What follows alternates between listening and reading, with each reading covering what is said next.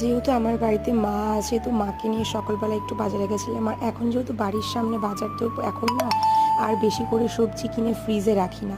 তো বাজার থেকে আসার পর একটা পার্সেল এসেছিলো, ওটা আর ওপেন করিনি। মা এসে এই দেখো ইঁচড় কাটতে বসে গেছে, কারণ আজকে রান্না হবে ইঁচড় চিংড়ি। আর এই ইঁচড়টা আমাদের বাড়ির গাছের আর কি, মা এনেছে। এত সুন্দর খেতে না, কেউ খায় না বাড়িতে সেরকম ভালো, আর আমি প্রচণ্ড ভালো খাই, ওই জন্য আমার জন্য নিয়ে এসেছিলো দুটো। তবে দুটো খাওয়া কি চারটিখানি কথা।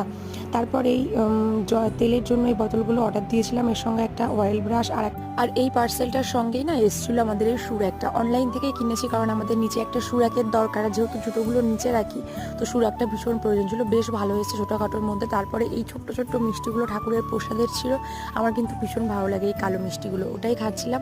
তারপরে হঠাৎ করে ইচ্ছা হলো চা খাবো, তো চা বানিয়ে নিলাম। আর রাতে রান্নাবান্না সেভাবে নিয়ে জাস্ট একটু ভাত করলেও হয়ে যাবে।